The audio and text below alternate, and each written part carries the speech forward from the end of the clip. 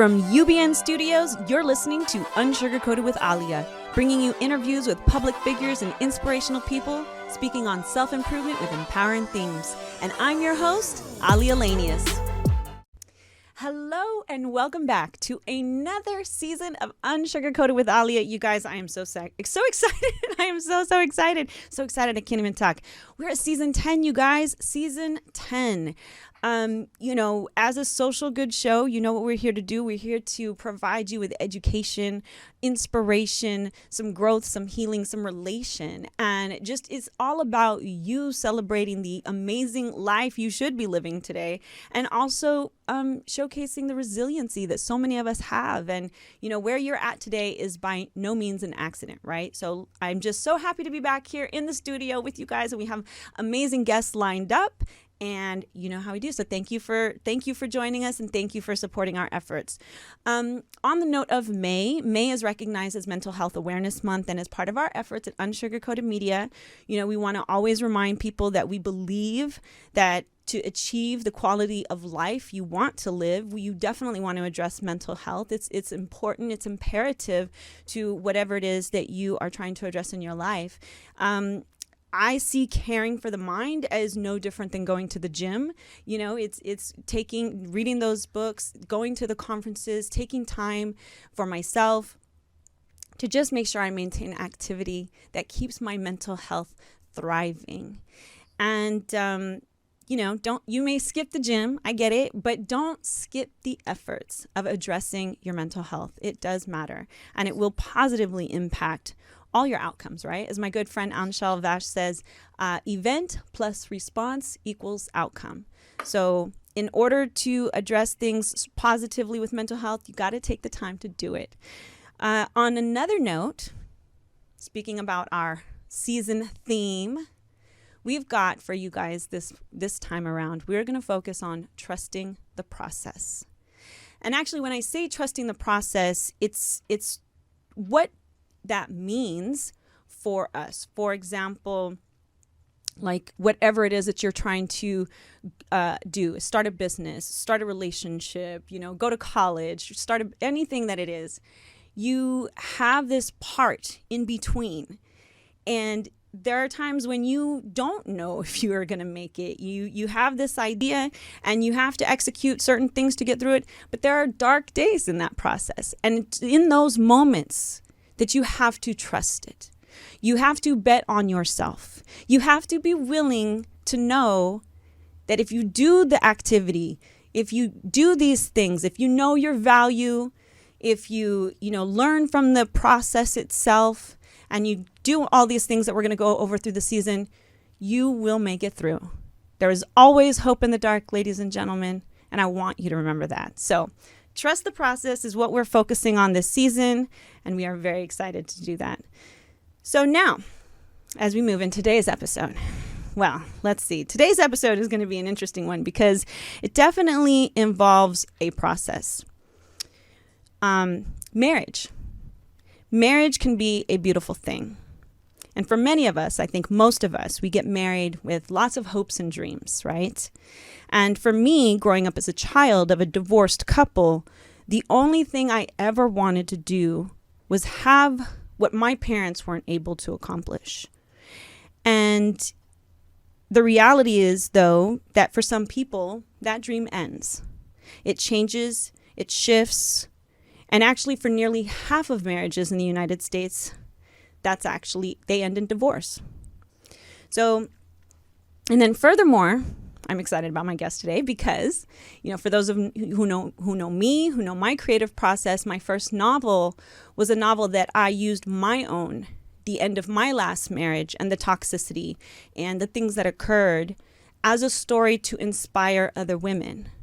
And so for today's conversation about the difficult process of what it looks like for women who may be going through the end of a marriage, who may be going through the process of finding, what that looks like. And at the same token, with a focus on remembering the value that you bring no matter what, right? There is an illustration that I love. It's a $20 bill. If I had a $20 bill right here and I offered it to you, You would want it, right? Probably. Sure, it's $20 freaking. But what if I scrunched it up?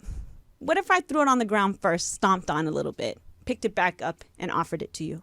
Would you still want it? Of course you would, because it never lost its value. And as people, as individuals, the things that we go through in life do not change your value. So that's the point of today's discussion. That's why we're having it. And so with that, I'm very, very excited to bring on our guest. I hope you guys are as ready as I am. Sunnie McFadden-Curtis is a multi-award-winning independent filmmaker, director, producer, actor, educator, social advocate for women and children, and above all, a devoted mother. An actor for over 20 years, including the soap opera Family Passions, she has returned to acting, and you'll soon see her in the soon-to-be-released Netflix sci-fi film Code 82. As founder of Bench Boy Productions, Inc., she has also produced several documentaries, including Bullying, A Culture of Silence. With her outspoken advocacy for the disenfranchised, Sunnie has been invited to speak internationally on anti-bullying education to make schools safer for children and teens. Sunnie has recently completed her second feature-length, multi-award-winning documentary, Broken Vows, Stories of Separation, a captivating documentary that takes you into the lives of women experiencing separation and for those who have been caught in the crossfire of separation, and a 6-volume digital companion resource to help women move forward upon separation. Ladies and gentlemen, please welcome Ms. Sunnie McFadden-Curtis. Hi, thank you for having me. Thank you for being here, Sunnie. Thank you. Go ahead and let our audience, you're zooming in today. Thank you so much. Where are you talking to us from today? I'm talking to you from today, sunny Toronto in Canada. I love Toronto, and I go there for the film. I'll be there in September for the film festival. So I hope we'll get to connect then. Actually, are you going to be doing... Great time to be here. Yeah. Oh, yes. I totally agree. Well, first of all, congratulations. I saw your documentary last evening. Well done. Thank you. Share with us the inspiration and what the process included for you to actually create this. Okay, well, the inspiration behind Broken Vows, Stories of Separation was several inspirational moments. But firstly, I kept meeting an influx of women who were sequestered in the court system for years or were in a state of paralysis because they didn't know what was lurking around the corner, or they didn't know how to, prevent from losing their homes or take care of their children. And being an advocate for women and children, these women had questions and really didn't know where to go to find the answers. So I embarked on a bit of a journey, and I met with a reputable judge here in Toronto to get some answers for them. And then realizing that there was such a need for these answers, and not just, legal questions being answered, but several other questions they had. So I embarked on a journey, and there began Broken Vows, Stories of Separation. And again, that was sort of the beginning of the process. But finding my subjects typically is very organic. I put the word out there, I speak to people, I tell them, what project I'm working on and what I need. And then I'll do pre-interviews with my subjects, just so that everybody's story is important.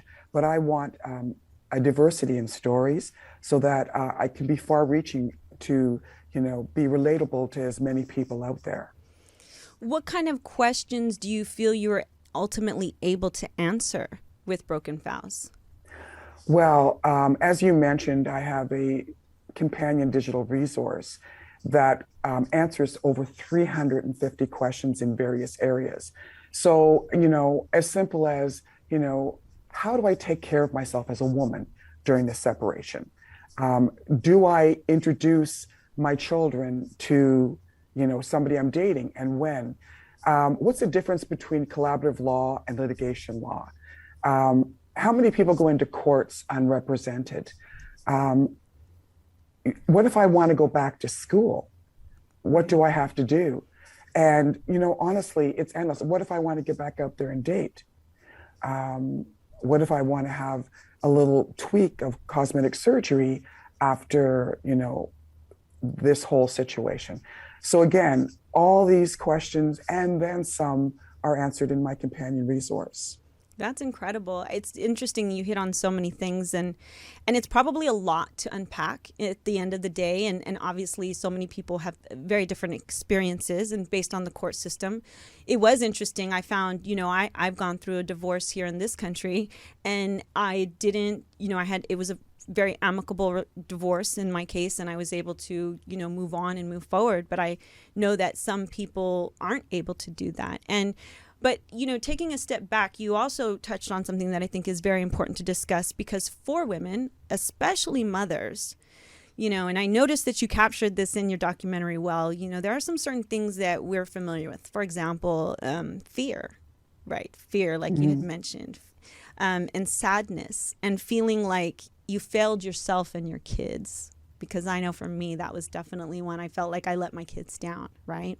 Mm-hmm. And then also, like you said, the financial woes. There's a lot of women who get divorced. They don't have any credit. They don't, and even if were actually well off, they can still not even go get a car financed because the husband was in control of everything, right? So yes. How was it for you to, unveil these things and have those conversations? And then how was it to put it, how did you know to put these things into your, ultimately your documentary? Well, as I mentioned, upon starting this documentary, there were a lot of questions asked by people. And so in doing a pre-interview, I would ask them various questions, and then based on their answers, then I would go in and do the master, so to speak, of the interview. But I knew to ask these questions because they were recurring questions that were being asked, by multiple women time and time again. And, having had that, I recognized a huge need. And typically speaking, I mean, we deal with children, we deal with finances, we deal with, trying to keep a roof over our head. And so I found these to be at the forefront of very important questions. How can I help these women be able to do this in what way?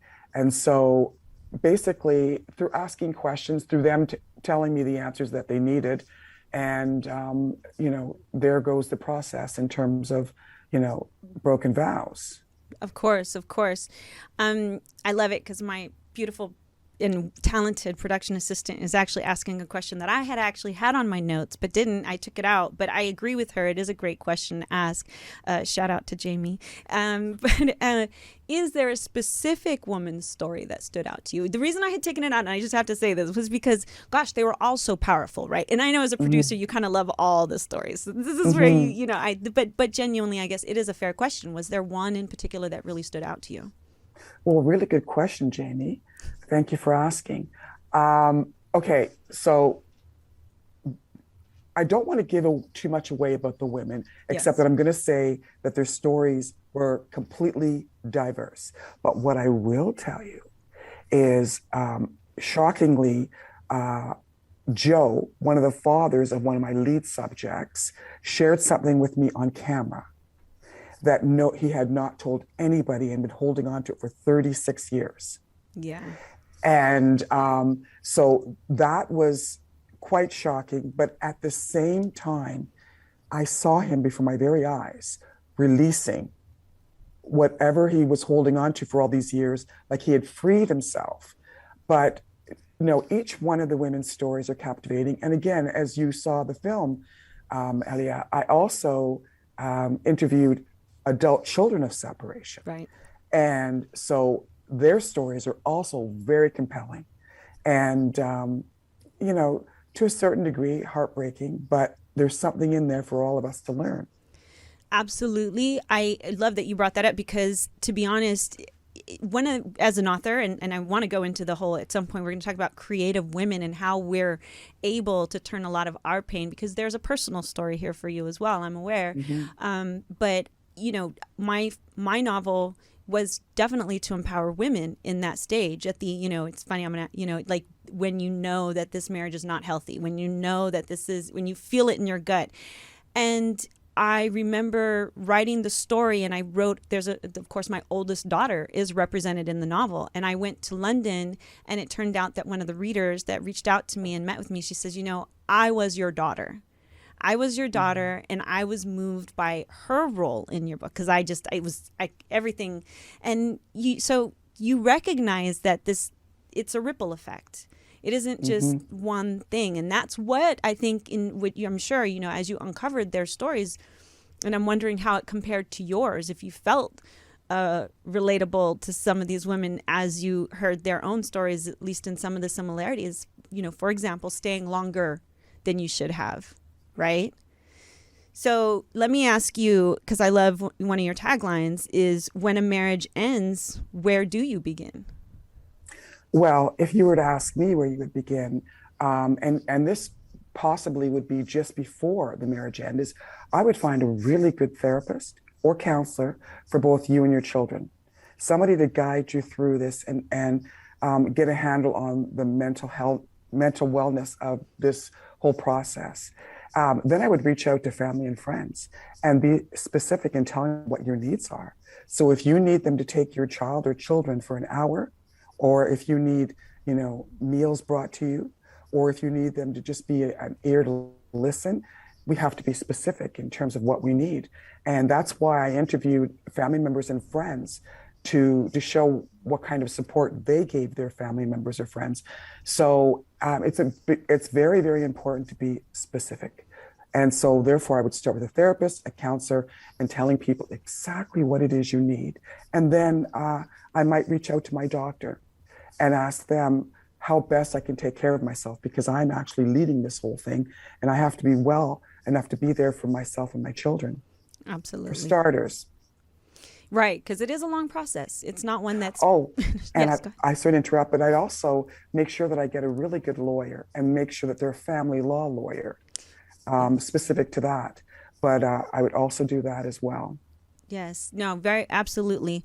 When you said something about people being specific, someone being specific. I was raised on closed mouth does not get fed. And also the other saying I love is, if you had a broken foot, would you walk around without crutches? No, you wouldn't, because this would be silly, right? And you would never, you just make it worse.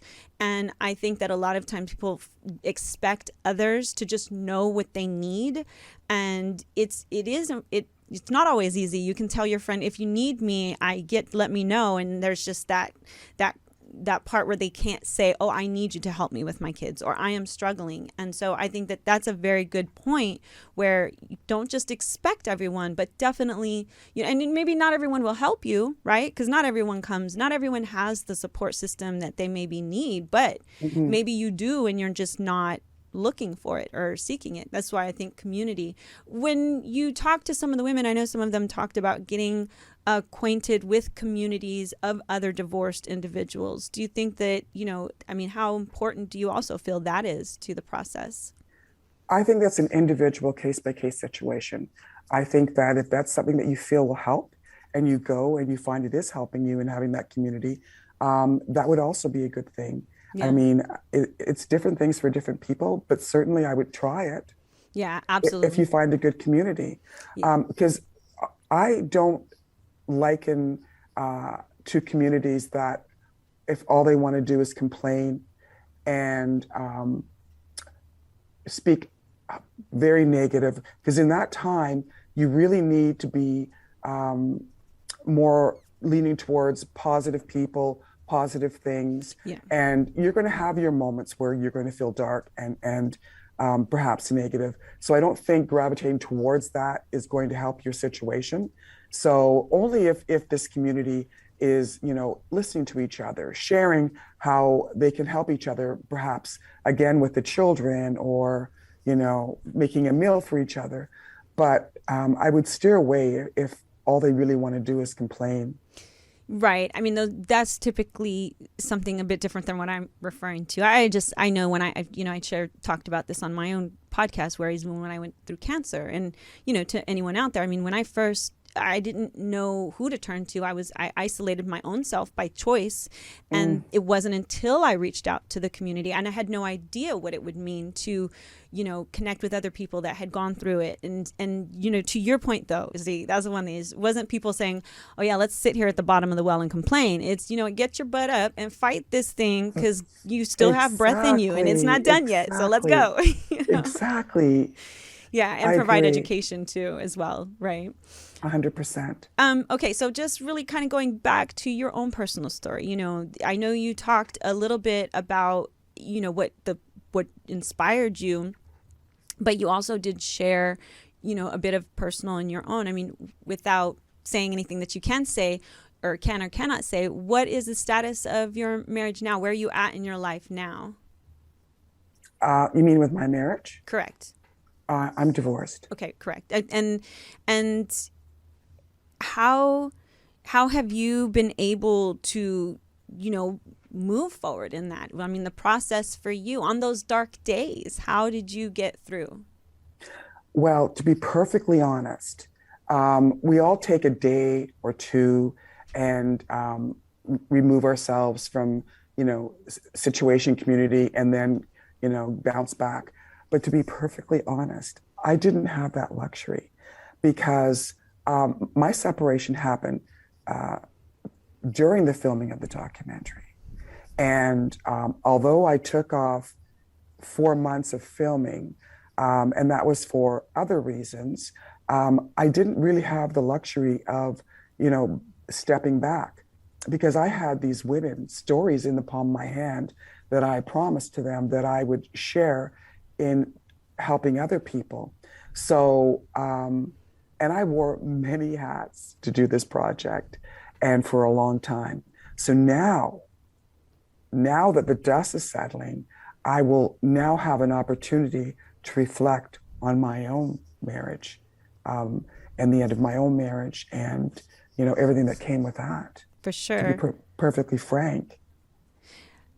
Let me ask you, what was your idea of marriage when you were younger versus now? Well, again, that's a good question. And a lot of little girls, they dream of who that man is going to be in their life. For me, I wanted to get married, but what was stronger for me, and I don't mean necessarily outside of wedlock, but for me, what was really strong was that I really wanted to have children. That was what was in my mind more than anything, is that I wanted to become a mother. And so when you ask me what marriage looked like for me, marriage looked like one day I'll get married, but really it was, what are my children going to look like? How many children am I going to have? Mm-hmm. And those sorts of things. So I never really, strangely enough, went there. Wow. Okay. Yeah. I mean, well, and then do you see, like for me, I mean, I'm just saying this to be like, as I had shared even in my opening, my idea of marriage also, or to expand upon it, should I say, was you get married, you're good to your partner will be good to you, there'll be the respect. I mean, I am grateful that I had at least one. My grandparents were an example of a loving and healthy relationship, but outside of that, I had none. And what was interesting is I held on to that idea. I remember with my ex-husband one day when he says, there's no couples like your grandparents anymore. And I was like, I scoffed, like, the hell there's not, right? And he, and to some point, he was wrong, absolutely, because my husband now actually, all those things that I looked for, that I wanted in my life, I attracted them. And I think that a lot of women saw divorces as a horrible thing, the stigma. Even though my mother was divorced actually all my life, my parents got divorced before I even knew that they were married. But I'm not gonna lie, I knew that her being divorced was like, oh, well, she was divorced, right? There's this negative connotation with that. So being divorced, whereas now, and I'm gonna ask you, when people say to you, I'm so sorry you got divorced, what goes through your mind? Well, again, I don't know if anybody's ever said that to me. Really? No. Interesting. If anything, the contrary. being that, unfortunately for me, I wasn't in a happy marriage for a very long time. So I think that as a result of that, I think that they were happy for me, Right. that I had finally moved on, and away from what was not a very happy marriage. Right. I can understand that. And to be fair, that's where, and I'm glad that you didn't have that. And that shows you had an amazing support system, because there's a lot of people, especially traditional families. Oh, you're getting a divorce. I'm so sorry. Or it's like this horrible thing. And it's like, well, wait a minute. For some people, it is the best thing. I know in Middle Eastern culture, a lot of women grow up to get married, and then they serve their husband. Their husband works hard, but maybe sitting on the sidelines after a certain amount of years, raising the kids and doing laundry and cleaning plates. While it can be a beautiful thing, maybe that's not all that they want in life. And sometimes society isn't always, it's like there's this pressure. At least I know I felt a pressure. But I will say, though, that I found that separation was the hardest point in time, that often people don't speak about. That was the most difficult time. Divorce was, I was at that point on the other side. What part about it do you think? Why do you say that? What makes you say that? I'm curious. You mean about divorce? Yeah, separation? just the separation part. Yeah.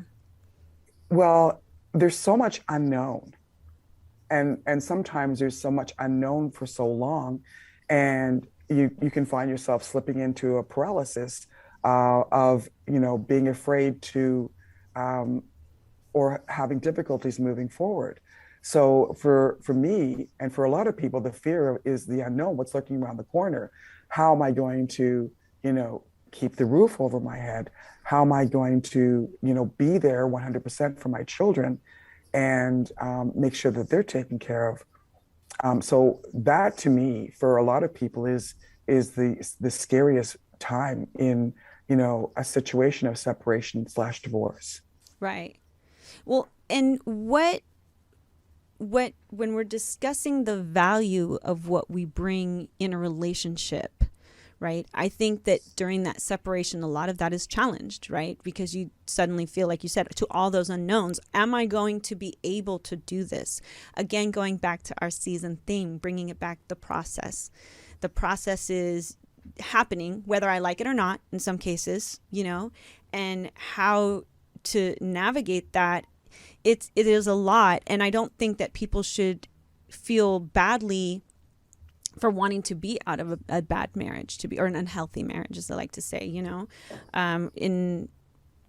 have a statement that I really appreciate. You're not throwing away a marriage. You're saving yourself. Because I really feel that I want to hear your perspective on that statement. But I mean, to me, that speaks to everything about knowing your value and trusting the process. It's to say, I am not throwing away a marriage. I'm not failing. I'm saving myself. Tell me how this particular comment or quote, rather, speaks to your message. Well, how it speaks to my message is that no two marriages specifically are the same. And I cannot paint all marriages with the same brush. But so in terms of how it draws in with my message is that let me just take it back a second. Nowadays, we're kind of in a cancel culture. Yeah. And so what you feel, given everything that you can to your marriage, and you've tried, maybe gone to counseling, therapy, and you just feel that you've tried everything, or you're trying everything and your partner's not trying everything, there comes a point where you wake up one day and you just say, I can't do this anymore. It's not healthy for me. It's not healthy, more in particular, for my children, because children are very smart. And even though we feel like we're hiding it from them or keeping it from them, they're very aware of what's going on. Don't kid yourself. So in some situation, it is a healthier thing to do by stepping away from the marriage. And yes, a lot of times it's in saving yourself. And especially, if I may, if there's abuse involved. Right. Yeah, no, absolutely. to echo, to kind of continue on something, you had talked earlier about the opportunities for a woman going through a divorce, and honestly, or sorry, actually kind of going back to like the co-parenting thing, to be quite honest, the children, I think that knowing your value and actually having as strong as you can for what you're going through. I think that's why we champion preparing for the dark days, preparing for the traumas that we do go through in life, not just the ones that we're healing from, but also prepping, right? We still have blood in our body and a pulse. Stuff is still coming. So how do you prepare and know in knowing your value? I think that for a co-parent, it can also help you engage with that process. I say this because even for myself, and I'm curious to know your experience, I know from my perspective, I was not bothered, too much by what my ex-husband did. The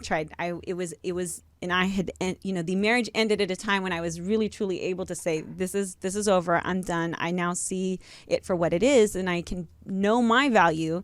So then that way I can peacefully and hopefully considering my children and what's best for them and the environment for them, then I was able to engage in the whole process in a certain way, right? As opposed to being emotionally driven 100%. So how's been your experience personally, or what are some of your thoughts on that as women and men, endure the separation process and negotiate with their children or the issues surrounding their kids?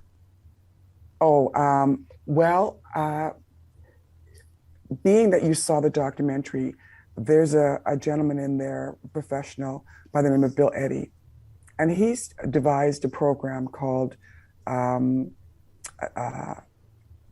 New Ways for Families. And it's a very civilized way of separating. And it can be done in a civilized way. But more often than not, one or two of the partners choose not to end a marriage in a civilized way. So I think that to help a couple along and in the process, that they should really seek out information and education on how best to handle this. Because if not handled appropriately, the most vulnerable being the children, will be the ones that suffer and suffer ongoing. So, but I do have an amicable separation in the doc to show that it can happen and does happen. But I always suggest that one seeks out proper education and information to do correctly, so that our babies are as unscathed as possible through this process. Yes, because I think that ultimately one of the biggest obstacles a person might face in ending an unhealthy marriage or coming to terms with it is that you don't have control of everything. And especially if you're like that type of mom who, well, look, I don't know how you are. Me, I need to know where you are. I need you to I'm that mom, right? It's my job till you're 18. I need to know where you are, who you're with, safe, like all of that, right? And you have to let that go. And that's not easy. And I do agree. I love how in your documentary you didn't showcase just one type of story, because they're all different. And I mean, but ultimately I do believe that the more emotionally intelligent you are, even if the other person isn't, right? It's going to help the process. But it does take a toll on the one who's more emotionally healthy. But it is sometimes important to take the high road, because, with the kids in mind, and that's where they should always be, at the forefront of your mind, which is why New Ways for Families actually works with both sides and the children. Very civilized. It's not too long or ongoing or convoluted. Again, he's in the documentary. But yes, I agree that even if one person is emotionally mature, that will help immensely in this whole process, and again, help the children. Yeah, because children learn what they live, not what, and that's something that's really important. They learn, and even in the process, I got to tell you, my mom, like my biological mom, she went through 3 marriages and a couple engagements in between. And I remember my stepdad that she had the longest, she would, if they broke up or something, had a fight, she'd be getting out a little drink with her, Bailey's and her coffee or whatever. It'd be the Motown records going all night, right? There's like this, it was just so sad. And, and I understand that, because I think that is fair. We've got to allow ourselves to feel what's happening, but then still pick ourselves up, right? What were some of your what's a moment that you could share with us that stands out to you, where you really acknowledged your power? In terms of this project? In terms of, and look, actually, in terms of the end of the ending of your marriage, where you had to know your value, where you said, I'm not allowing this to happen anymore. I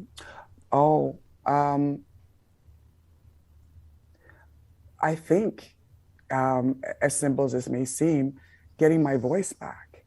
I had lost my voice for a very long time, and I put my foot down, again, as you saw in the doc. But I had lost my voice for a really long time. So it was the moment I got my voice back and I stood up for myself and I held my ground. That was the beginning of it. And then recognizing that there were other women like me and that I wasn't alone and that they needed help finding their voices. That empowered me even more to know that I was helping other women as well. But for me, I guess regaining my voice. That's a big one. That is huge, because I just don't think that a lot of women understand that that's very easy to feel and happen. It's easy to make yourself smaller so that other people can feel bigger. It's, as moms, as mothers, we tend to put a lot of our wants and needs on the sidelines for the betterment of the family. Yes, we do. How are you now, like in your current state of life? What are some of the biggest takeaways you've found as part of the process? Well,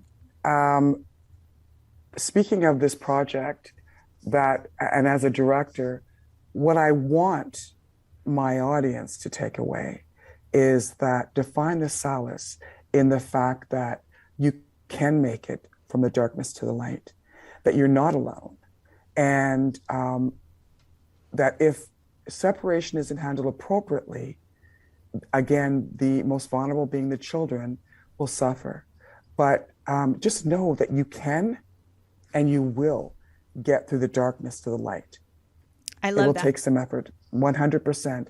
And again, through some of the things that we've mentioned, support, good therapist, a counselor, speaking to your doctor, all of those things. And the other thing that I want to say is that sometimes when people reach out to us and they offer their help, we may not be ready. And as our friends and family, just recognize that if we're not ready, don't stop asking. If we need help from you, continue to ask and repeatedly ask, because at some point we will know what we need, or we'll be ready to voice what it is that we need. Don't give up on us and don't stop asking. I love that. Because the question I did have for you, what would be your message to any woman who is now going through a separation or divorce, or who may potentially in the future? So I love that you said that. And I also want to kind of follow that up with, as a creative, kind of going back to, I think one of the steps and part of my healing process has been using my creativity. So I tell people, journal, draw, make music. These things for me have not only empowered me, but then helped me grow and learn and feel excited about something again. And again, know my value. Like when you learn something, learn a new language even, right? Because when when we remember that we are still possible of infinite capabilities, there's nothing stopping us sometimes other than ourselves. So for you, I know you shared a little bit, but again, I do, like, it was was this empowering for you as part of your process? And do you feel that it's even in a lot of your messaging and projects before and after that they come from a part of you? Is this how you process some of the things that you go through or and make your way in the world? That's a good question. But okay, so you would think so, and it does. But ironically, it stemmed way back from when I was a child. And I had a great imagination. I had a real love for the creative and art, and and also teaching. And I was made to learn about advocacy at a very young age, and I wanted to find a way to marry all those things together. And I did do that through my films, but this process really helps me when somebody looks in my eyes or looks in the audience and also directs at me and says that watching this helped me get through to find out I'm not alone, or as a subject, this process helped me release, all that I had been carrying, and I feel more able to move forward in my life. That brings me joy. That brings me, all the things that you mentioned. But I also started writing a book. So that has become, another outlet. And so I'm, in the process of doing that. There you go. I love it because, yes, I was definitely going to ask about what future projects you have coming on. I know that this is not the end. So tell us. So right now I'm working on 2 other films. And although my main focus has been on documentaries, I'm going to step away and I'm working on 2 other projects. One that is a psychological thriller, and the other one is a heartfelt drama, completely night and day. Right. But I'm working on those 2 projects right now. Very excited about those, based on true events. And there'll always be a message in my films. Not necessarily, like bang on, but you'll see or hear some kind of message in my films. And then, of course, this book. So, so much for taking a complete break. But, but having said that, this I can do with my eyes closed compared to all the work that was involved in doing Broken Vows. Right, right. Well, I love that you say that. And obviously there's a lot of synergy. It makes me very proud when you say that, because even myself, a lot of the projects I'm doing, whether they're fictional or non-fictional, there's always that message. And I think it is cool to care. Absolutely. And me too. I'm honored to know you and have, you come on and share a bit about yourself and the process with us, because it really does mean a lot. And I'm thankful that my audience gets to know about you and about your story, because and you definitely got to check out. So I saw it on Amazon Prime, rented it, and, just amazing. What I want to do now is do the rapid cue. So we're going to switch it up a little bit, get a little, this is not intended to be super crazy, but just a little bit fun. Another way for the audience to get to know you, even as simple as it is. So my only request is that you just say whatever comes to your mind first, so that we get the unsugar-coated truth from you, right? Okay. So here we go. Would you rather be besties with Beyonce or Rihanna? Beyonce. That was a tough one for me. What's your ideal outside temperature? 75, 80. But we haven't had much of here in a long time. Toronto. Got to come to LA. Godfather or Star Wars? Godfather. There you go. Would you rather cuddle with a baby panda or a baby penguin? Panda. And last but not least, one of my favorite questions.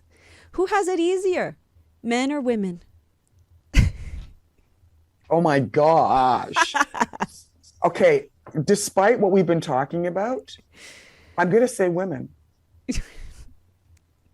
Despite what we've been talking about. I mean, if you embrace it, sure, and what's out there for you to take, sure, I think women. Yeah. I mean, outside of the separation process, of course. Of course. Well, not every marriage is comprised of a unhealthy partnership, right? And Right. to your point, like, I actually really love that you said that. When I was married once before my husband, and I ended up, my oldest daughter, I was a single mother for a period of years, and I was the head of household. I was the one who had to make sure all the bills and everything was taken care of, and I think that experience really caused me to respect what men do and how they provide, and what, you know, at least for me culturally, what's expected. And I can understand when you say that. I love my husband Joseph. He he definitely would be like, you definitely got it easier, chick. What are you talking about? So I would agree with that. But I say that because I'm at this time in my life where I'm like, I'm almost 47, guys. I've been doing dishes. I've been raising kids. I'm like, here, I'm taking the day off. I'm focusing on me. So he's just Right. like, Exactly. that's where I say I got it easy.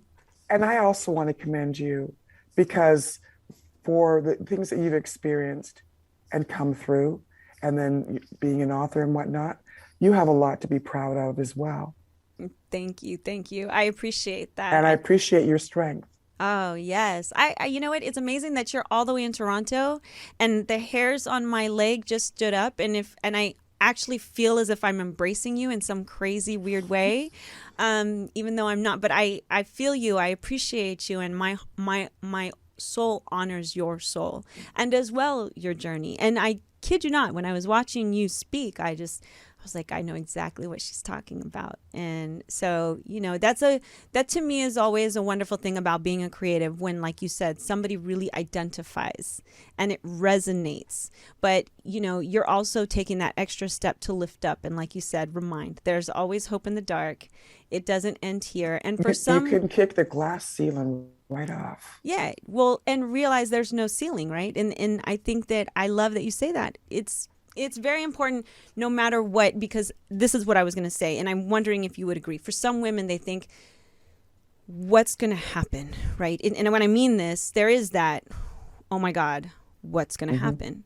Mm-hmm. But there's a moment, as there was for me, I don't know if there was for you, where it was no longer like, and I just have to be very candid, oh shit, what's going to happen? It was more like, oh shit, what can happen? Right. And embrace it. Yes. Yeah. And embrace it. Well, and then have moments of being scared, but feed off that. Yeah, absolutely. You know, and I'm talking about, you know, a little ways down the road, when things have sort of settled down a little bit. And now you realize, I'm free to do what I want to do. And it's on me now to make that decision. Yeah. So what would you, I do have this last question. If you could go back to the day you got married, and if you could whisper in your ear, what would you tell that version of you? That you're going to have 2 beautiful children that you're going to love and adore, and continue being the strong person that you are for the future that is coming upon you. I love that. Well, Sunnie, I so appreciate you. I cannot wait to see you when I'm in Toronto, by the way. We're gonna make that happen for sure. Are you planning on? We have to. You've already won in so many festivals. Is there any more places that Broken Vows is going into? No, we've done the festival circuit for about a year. Okay. So, and we've won our awards and, got a recognition. But these other 2 projects I'm working on, I will definitely be going to TIFF regarding those. Amazing. Well, I look forward to seeing you there. Thank you so much. And just where can our audience support you? Please tell us the website for the listening audience. Yes. Okay. So, first of all, my Instagram is Sunnie, S-U, Norman, I-E, or S-U-N-N-I-E, B-I-Z, as in biz 13. And then my other Instagram is Broken Vows Documentary.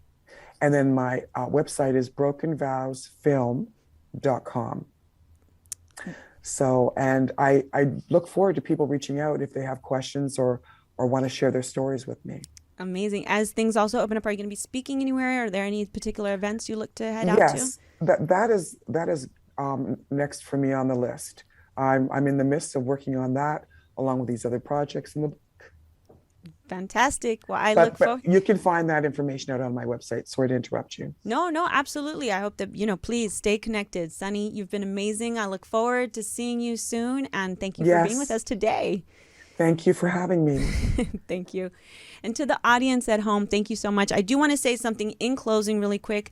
Unsugarcoated Media is a 501c3 media production company. You guys know that we not only produce this podcast, we do social good shorts, inspirational shorts. We recently have done 2. We've wrapped on 1 that will be releasing, but we already released 1 on YouTube. So be sure to check out Unsugarcoated Media on YouTube, not just Unsugarcoated with Aalia. And you can see our ads for our sweatshirts. And for people who want to support us, obviously you can buy my books, but we have this is one of our sweatshirts. It has Live Empowered.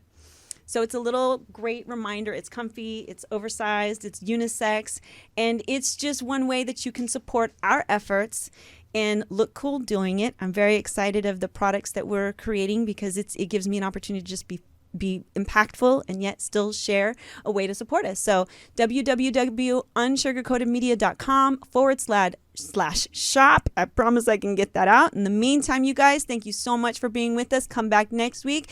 Thanks for letting us be unsugarcoated.